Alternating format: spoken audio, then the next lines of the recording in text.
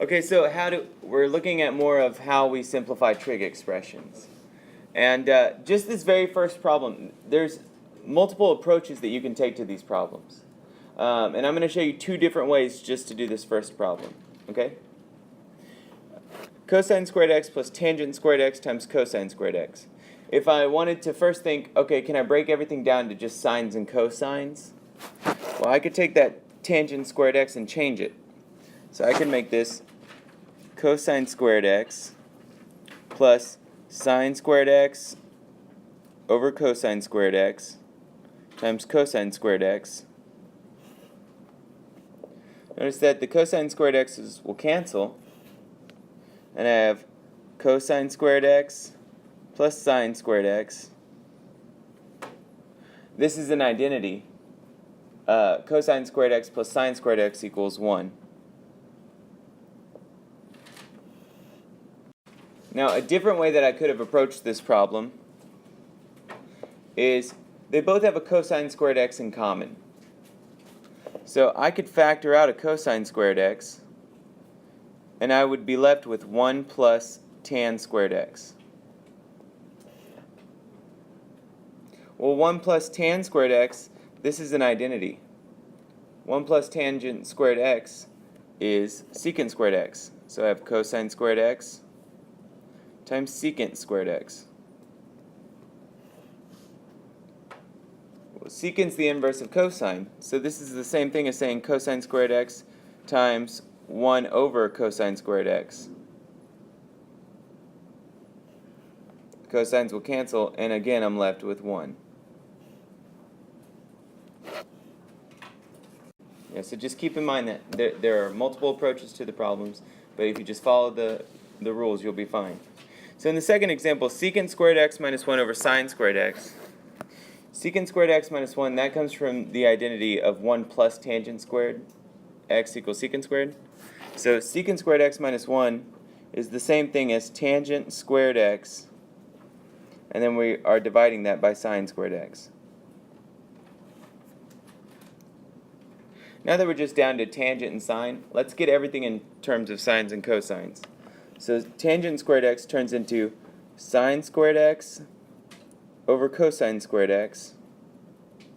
And this is all being divided by sine squared x. Since we have a fraction in the numerator, let's go ahead and make the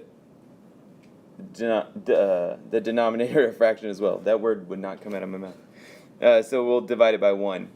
And whenever we have a fraction divided by a fraction, what do? We flip and multiply. So 1 over sine squared x. And we don't have it down here anymore. Sine squared x's cancel. And I have 1 over cosine squared x, which is secant squared x. Okay, let's do a couple more. Cosine squared x minus cosecant squared x, cosine squared x, all divided by cosine squared x. There's definitely a lot of ways we could approach this. I'm going to factor out a cosine squared x out of each thing in the numerator.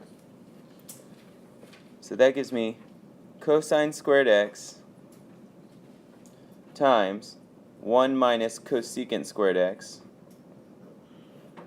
over cosine squared x. Well, now it turns out it's a good thing that I factored that out, because this cosine squared x and this cosine squared x will cancel each other. So I'll just rewrite that I have 1 minus cosecant squared x. Well, I've got a 1 in some squared term. I'm going to look back at my identities. So whenever I look back at my identities, I start thinking about, so this is my little mind bubble, start thinking, okay, well it looks a lot like cotangent squared x plus 1 equals cosecant squared x. So if I want to make this into 1 minus cosecant squared, that means I subtracted the cosecant squared, and I must have moved the cotangent squared to the other side because it's not here anymore. So my answer is negative cotangent squared x.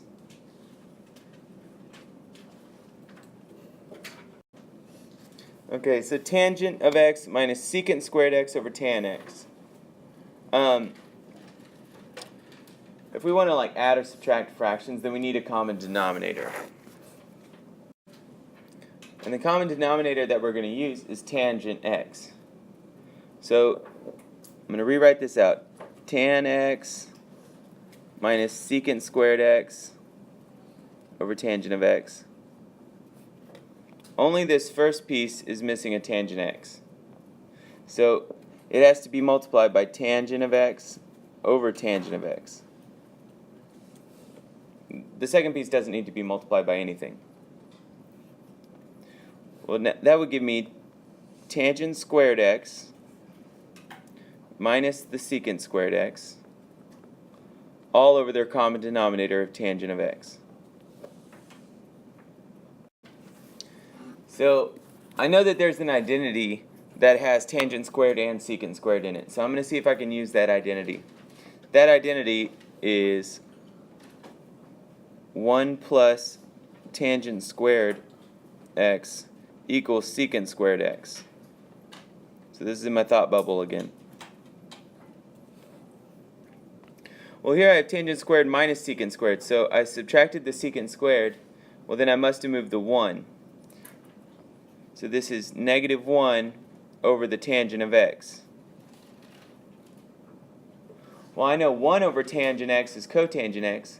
So negative 1 over tangent of x is negative cotangent of x. Alright, our last two examples. Secant x minus cosine x, all of that squared, plus sine squared x. Well, secant x minus cosine x squared. I'm going to have to write that out twice. Minus cosine x times secant x minus cosine x plus sine squared x.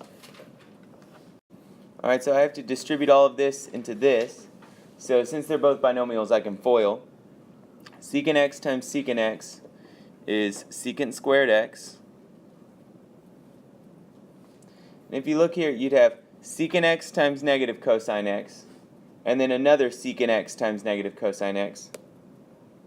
So this is minus 2 secant x cosine x.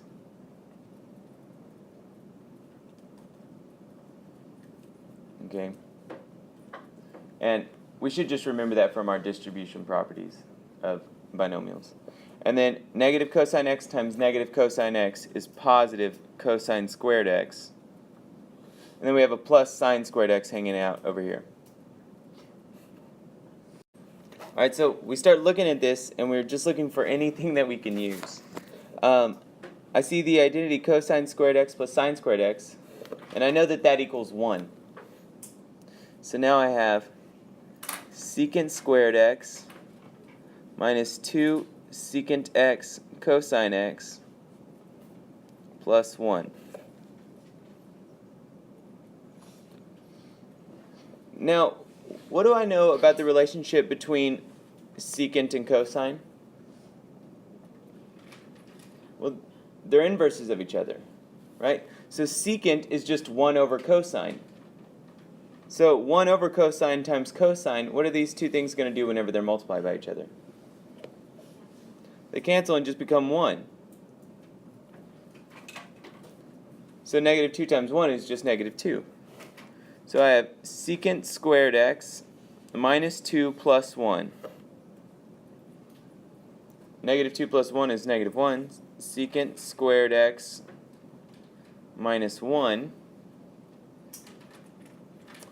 Oh, that's my identity that comes from tangent squared x plus 1 equals secant squared x. So secant squared x minus 1 is tangent squared x.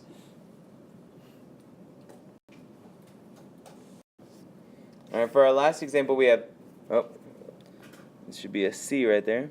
Cosecant of x plus 1 times the cosecant of x minus 1. I see two binomials with the same thing, just a plus and a minus in between. That's the difference of two squares. So it's the first term squared minus the second term squared. cosecant squared x minus 1, that's an identity, right? Just like last time, this came from cotangent squared x plus 1 equals cosecant squared x. So subtracting the 1, that just left us with cotangent squared x. Alright, and that's all for today.